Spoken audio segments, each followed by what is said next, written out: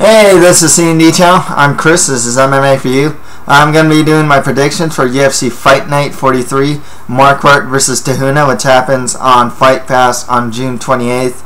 Overall, this is not a good card. I have to say it. There's a gem of a fight though, and Charles Oliveira versus Hatsu Hioki should be good. Whittaker versus Rhodes should be pretty fun actually, especially if the fight stays standing. Huna Marquardt could be good just because I can see a knockout happening. The prelims are just wretched, to be honest with you. So I only say that because like half these guys, some of them are new signings, and they were like lower level fighters. I mean, some guys just aren't ready for the UFC. There's a lot of guys on the undercard, on the prelims, that just aren't ready for the UFC. I mean, you do have Magny. He's looking pretty good these days. That's actually not too bad of a fight, but man, none of these guys are like, there's no like blue chip prospects here. Maybe Jake Matthews can turn into something great because he's only 19. Doesn't look too bad, but otherwise, yeah, not the greatest prelims. Main card, alright at best, but nonetheless, like I said, a couple gems here and there, fights that could be fun. Never know if the fights will be fun. One thing about lower level guys though is they have a lot of openings, so there is a propensity for finishes just because these guys have holes in their game that could potentially be exploited. So, in that regard, could be good. Let's get started on the main card. Main event, 5 rounds. We have Nate Marquardt versus James Huna. This is an interesting fight because Marquardt is moving back up to 185 and Huna is making his first cut to 185. I gotta say, Huna, I thought was a pretty big 205er. When he's next to like Glover Teixeira or like Ryan Jimmo, who are two huge 205ers, he does not look small. He looks like he's the same size. So it really surprises me when he said he's cutting to 185. It also surprises me because Huna actually said in an interview that he has to eat a lot in order to make 205 or around that weight limit, you know. Very surprising to hear. He looks huge and ripped. I always thought he was big for 205. He's going to be like ginormous if he makes 185. Huna has a 16-7 record, 10 wins by KO TKO, 3 wins by sub. Has 5 losses by submission. He's 32 years old. On a 2-fight losing streak, he lost to Glover Teixeira by guillotine, and then he lost to Shogun by knockout. It'll be his first cut to 185. He does have some good stand-up. He's kind of a plotter, but he hits hard. That's the thing. His grappling is improving. He got to see some offensive wrestling when he fought Ryan Jimmo, for example. It's still something of a weakness of his, his grappling. Nate Marquardt, 32-13 record with 2 draws, 9 wins by KO TKO, 15 wins by sub. He also has 3 losses by KO TKO and 2 losses by sub. He's 35 years old on a 3-fight losing streak.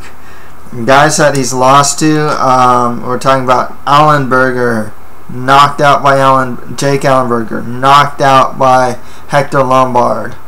And then one before that is he lost the Strikeforce welterweight title to Tarek Safadine.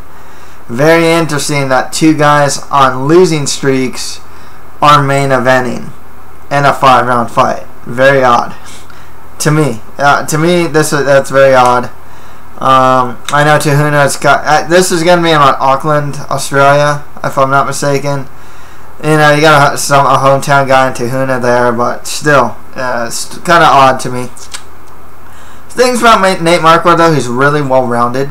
He's a good kickboxer. Uses combinations really well. He has some pretty cool combinations. Watch the Wilson Gouveia or Tyron Woodley fight and see the combinations that finish his opponents. He's a good wrestler too, and his Brazilian Jiu-Jitsu is actually solid. I will say this. Nate Marquardt is the more well-rounded fighter, easily. However, 32-13 record, in my opinion, with 2 draws, and the way he's been getting like beat up by Tarek Safdien. His leg was solely beat up by Tarek Safdien. Knocked out in the first round by Alan Berger and Hector Lombard. Huna hits hard, will be big for the weight class. I think Marquardt is a bit shot worn. I don't think his chin can really hold up like it used to. Yeah.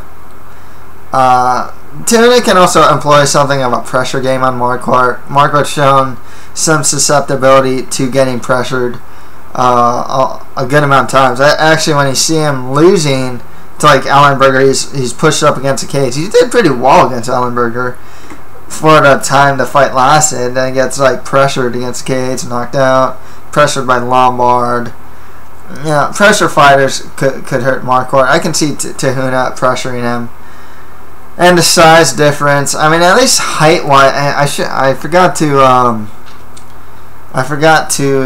record the height of these two guys, but I'm pretty sure Huna's gonna be a lot taller. Should be the bigger fighter here. Like I said, I think Marquardt's just a more well-rounded fighter, but I think his chin is not holding up like it used to. Huna hits really hard. Not to say Marquardt doesn't hit hard himself. He's actually shown some heavy-handedness himself. Some of the best knockouts I've ever seen, to be honest with you. But nonetheless, Marquardt's also just getting older too. Both these guys are kind of at that like weird point where it's like moving a weight class is kind of like a last resort in a sense. I'm gonna go Huna. You know, he's just not as shot worn. In my opinion, Huna is actually a bit chinny himself. I'm not just talking about the Shogun loss as well. This guy, he got rocked by Joey Beltran, for example. But yeah, I'll go James Huna to win this one. I just think he can get a pressure game going. I think if he connects with Marquardt, he can knock him out too. He's just gonna be really big for the weight class. I'd be honest, he's probably like. It's funny. Like the reports actually say that he's already down to like the low 190s. So it boggles my mind that this guy is like that big and able to cut that much weight. He just looks really big. Next fight is that. So Palelei fights Jared Rosholt. Well, Jared Rosholt has a 10-1 record, 3 wins by KO or TKO, 3 wins by sub. He's 27 years old on a 6-fight win streak, training at a team takedown with the likes of his brother Jake Rosholt and of course Johnny Hendricks. And Chess Skelly too, if I'm not mistaken now. He's a strong wrestler with really good top control. Stand-up's just kind of average. Rosholt is a grinder, man. He's a guy takedown, top position. I'm not saying, and he's big for the weight class, and he's good at doing that. So Palelei, 21-3 record, 17 wins by KO or TKO, 4 wins by sub. He has 1 loss by TKO and 2 losses by sub. He's 36 years old on an 11-fight win streak. Actually did pretty well. Won his last fight. I forgot the dude's name. He knocked him out in Mount. Knocked out Pat Berry before that. Beat Nikita Krylov before that. Not the strongest level of competition, but a guy that's doing, 3-fight win streak in the UFC, doing surprisingly well. Training out of ATT. He's a big guy too. 1-punch KO power, heavy hands, Brazilian Jiu-Jitsu black belt. This guy's never been to decision. Win or lose, never been to decision. He has some really good ground and pound. His stand-up's actually pretty solid. Cyril Palei's biggest weakness has always been cardio. If you get him past like the first round, you can really tell that he starts to drop off. This one's actually a little closer than I would think, but I gotta go with Jared Rosholt just because of his wrestling. Really, I think he can get takedowns on Palelei, and he's gonna watch out for the first round though. I think Palelei is gonna be really strong in the first round, and I think that's the round where Palelei could get the win. After that though, I think Jared Rosholt can get his wrestling game going, get top control, and win that way. Next fight after that, the best fight on the card, to be perfectly honest with you, in my opinion. Hatsu Hioki fights Charles Oliveira. So Hioki has a 27-7 record with 2 draws, 4 wins by KO or TKO, 12 wins by sub. He's 30 years old, and has some strong Brazilian Jiu-Jitsu skills. He is a very good guard passer in particular. His stand-up's actually pretty good. His wrestling, it's mainly consists of like trip takedowns, which actually he's used well to really good effect. And he does have a good chin. Charles Oliveira, 17-4 record with 1 no contest, 6 wins by KO or TKO, 10 wins by sub. He also has 2 losses by KO or TKO. He's only 24 years old, and he trains out of Macaco Gold team. That's like Jorge Patino's team, if I'm not mistaken. He's got some good Muay Thai. Has a lot of fight on the night. He actually gets a lot of win bonuses too, or not win bonuses. Of the night awards. He's got fight on the night with like Frankie Edgar, submission on nights here and there. First guy to get the calf slicer in the UFC. He has some strong Brazilian Jiu-Jitsu. He's really good off his back. Won his last fight against Andy Ogle by triangle choke. Biggest weakness of Charles Oliveira, though, he has a stand-up defense. This guy gets hit clean and gets hit clean a lot.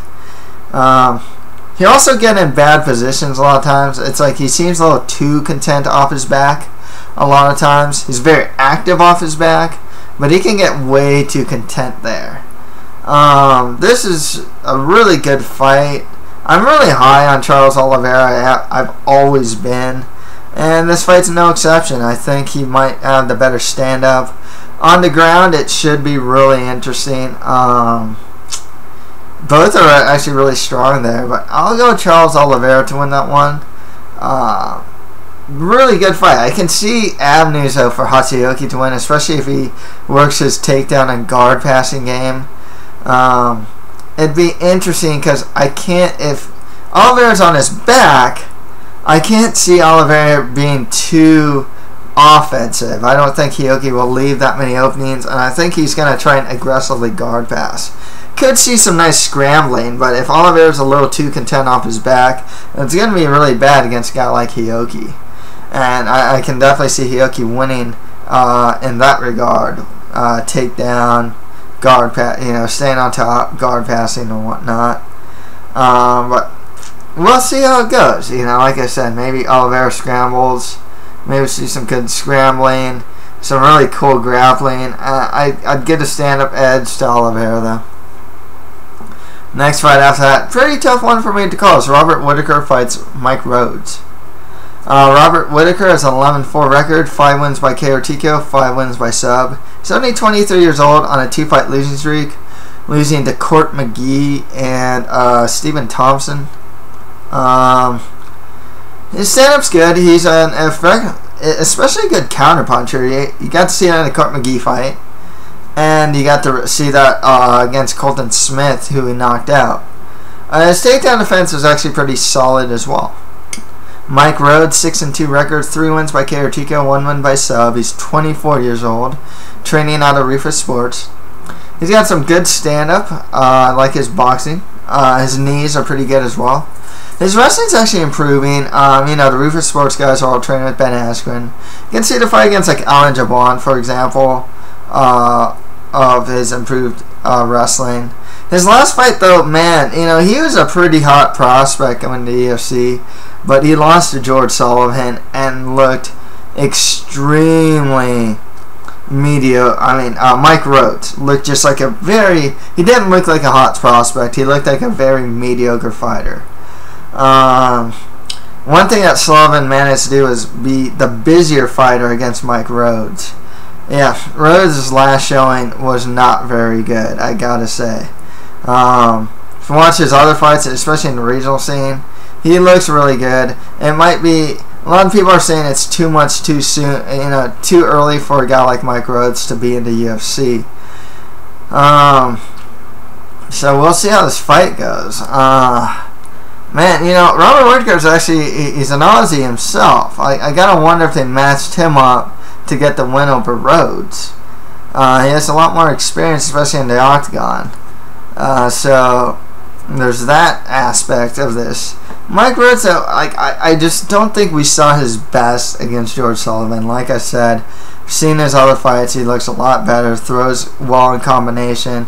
His wrestling's actually not too bad. Yeah, I'm gonna go with Mike Rhodes here. Tough one for me to call. You know, Whittaker has a lot more octagon experience. Despite being in a 2-fight losing streak, is actually a pretty solid fighter. Not the worst prospect either. One thing that also helps Mike Rhodes though is that he trains out of Rufus Sport. So he does train out of a really good camp. Whereas Robert Whittaker, to my knowledge, I don't know if he trains out of like one of those more reputable camps. You know, not to diss whatever camp he's training in. It's just you know, it's not one of the big. To my knowledge, he doesn't train in one of the big camps. So I'm gonna go with Mike Rhodes to win that one, but I think it's gonna be pretty close. Okay, on to the prelims. We had Dashon Johnson versus Jake Matthews. Jake Matthews came from the Ultimate Fighter Nations, 5-0 undefeated record, 2 wins by KO TKO, 2 wins by sub. He's only 19 years old. It's his first fight in the UFC. You know, he actually has some good stand-up and good Brazilian Jiu-Jitsu skills. One thing that is really troubling about him, though, I saw one of his last fights before the Ultimate Fighter, is that he does pull guard. It's a bit troubling. I don't think he can really do that and tries for sweeps and stuff. Yeah, hit a nice omoplata sweep, for example, on one opponent, you know, but I don't know if he'll be able to pull that off against some of the higher level guys in the UFC. Dashon Johnson, 9-0 undefeated record, 5 wins by KO TKO, 3 wins by sub. He's 26 years old. Trained out of Team Explode MMA, along the likes of Robbie Peralta, who's really good, dark horse prospect in the UFC, and Derek Anderson, guy that's like pretty impressive in Bellator, even beating like Patricky Pitbull. It's a really nice knee KO over Brandon Gertz, for example. He's only went past the first round once. However, most of his fights are from the Explode Fight Series. There is a very weak level of competition. I mean, combined, his level of competition has a total of 13 wins and 39 losses. That organization that he primarily fights for, it's kind of well known for doing that, for more or less can crushing. You got some, and you know, some guys from Bellator and the UFC came out of that, have fought out of that. Walla Watson and whatnot. Dashon Johnson, of course. So, you know, it's very deceiving when you look at his record and look at the fact that he's only went past the first round once in his career. You know, but with that said, he is actually pretty athletic. His boxing's pretty good. He's a bit reckless though, and it's his first fight in the UFC. You know what? I'm gonna go Jake Matthews to win that one. I think he's a more well-rounded fighter, but you know, both these guys are very flawed. And I'm gonna say this with a lot of these guys in the prelims. There's a lot of guys here that are very flawed. It's hard to pick winners here because a lot of these guys just have noticeable weaknesses. That's the thing. Next fight after that, Roldan Sangcha-an fights Richie Vaculik. Okay, Richie has a 9-2 record, 3 wins by KO TKO, 6 wins by sub. He's 31 years old. He is a finisher. He's man, he got a tough first fight in the UFC. He fought Justin Scoggins. Justin Scoggins is a prospect I am super high on. I think that guy's going to be a title challenger, maybe even a future champion, man. But with Vaculik, you know, he has some good Brazilian Jiu-Jitsu skills, decent wrestling. He's aggressive about getting his takedowns. Roldan, he's taking this fight on short notice, actually. I forgot who was supposed to fight. Sangcha-an, he's 4-0 undefeated record, 2 wins by KO TKO, 2 wins by sub. Trains out of Lakai MMA. It's the top MMA camp in the Philippines. He's one of like 3 Filipino nationals now to fight in the UFC. Like straight, not Filipino Americans, like Filipino nationals. There's David Galera, who's honestly not very good. But one guy that's actually really good, that's pretty good, that comes out of Lakai MMA is Marquardt. That guy's pretty good. I saw Roldan's last fight though. It will be his first fight in the UFC. He has good kicks. That's the thing. His punches are really loopy, man. Looping overhand rights, looping left hooks. And his stand-up defense is really bad. I mean, against his last opponent, he was getting tagged with overhand rights over and over again. You know, I'm Filipino. I know I should probably go with, you know, my fellow Filipino to win this one, but I just can't. I mean, I think Richie Vaculik's going to win this one. I think he can get the fight to the ground. When I saw Roldan in his last fight, I mean, he'd take the back and get, like, shucked off pretty easily. You'd see some pretty, like, white belt level scrambling. And Vaculik has some legitimately pretty good Brazilian Jiu-Jitsu skills. I think he can just get the fight to the ground. He needs some Brazilian Jiu-Jitsu skills and get the win. So Richie Vaculik for the win there. Next fight after that, Grujic fights Chris Indich. Man, I gotta say, man, both these guys are some of the more lower tier fighters. I hate to like bust this card and just totally like I sound like a hater pretty much, but like it's hard not to, because like a lot of these guys just aren't the type of guys that are UFC ready. And when there was an actual standard of like ready, you know, like UFC quality fighter, you know, like you can kind of tell like a UFC quality fighter, and these guys just aren't it, you know what I mean? I hate to say it. A lot of these guys on these prelims just aren't like what I would consider like UFC quality, you know? Because you can easily see them, guys like this, on a regional show, and you know, I don't think they'd like run through regional talent, for example. You know what I mean? Vic Grujic, 6-3 record, 1 win by TKO, 3 wins by sub. He's 37 years old. He didn't get the show in his last fight because he fought Nordin Talib, but he actually has some good ground and pound with some good elbows. His striking is kind of average. It's a bit reckless. I mean, he was kind of rushing Nordin Talib in his last fight. Trains out on Alliance, though. He's only won one of his last 4 fights. Chris Indich, I think he fought Patrick Walsh, I think, or Robert Walsh. The guy with the last name of Walsh. He has a 5-2, or Chris Indich has a 5-2 record, 2 wins by KO TKO, 2 wins by sub. I remember his last fight. Striking was a bit average. Takedown defense wasn't that great. Stand-up defense wasn't that great. He's a gamer. That's the only thing I can say about him. He's a pretty resilient guy. Pretty game opponent, but otherwise he's just not that great. I think out of the two, Vic Grujic is the better of the two, so I'm going with Vic Grujic to win this one. Next fight after that, Rodrigo Goiana de Lima fights Neil Magny.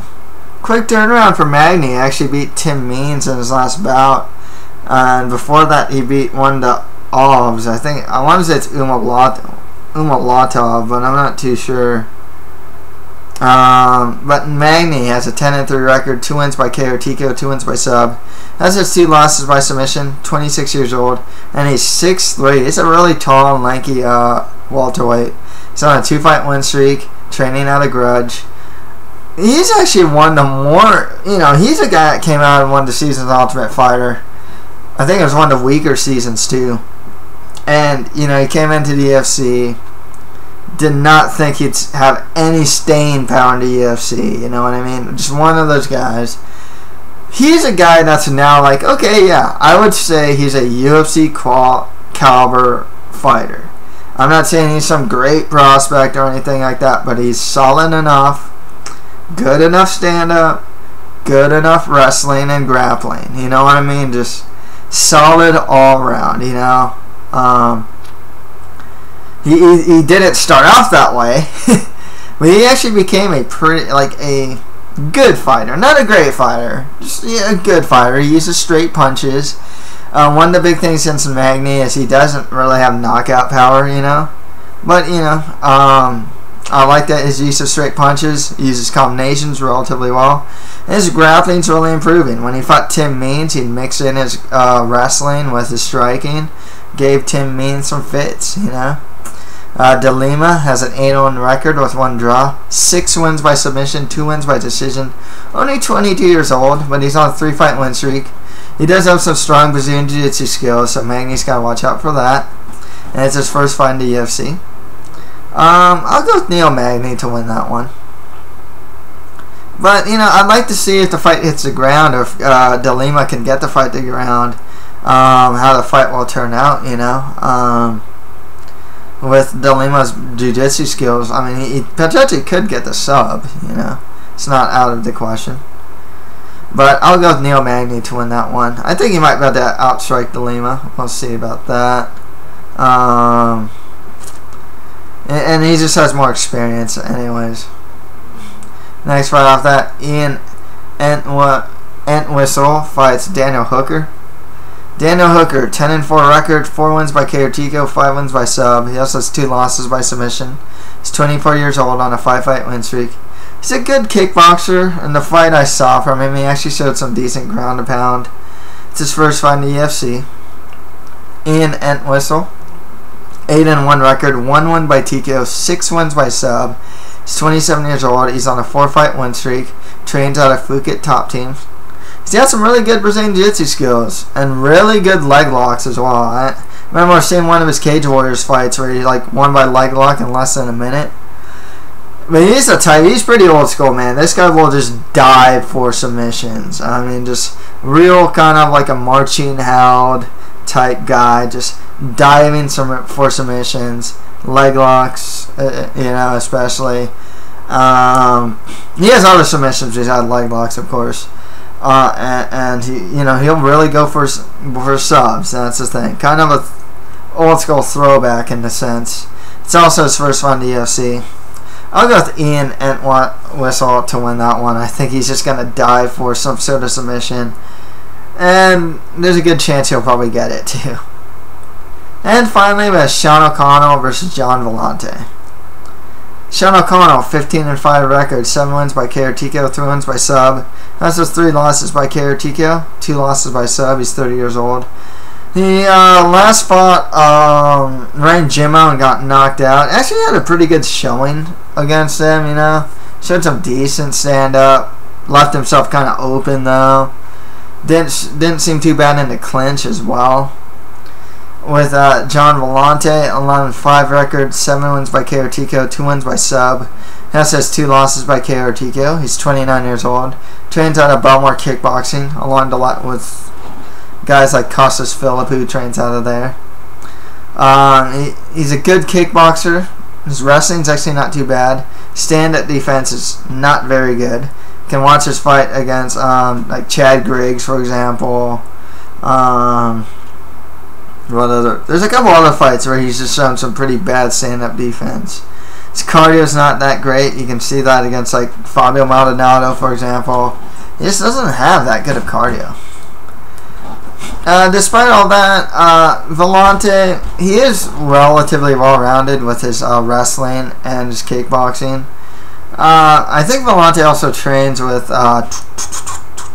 middleweight champ Chris Weidman, if I'm not mistaken.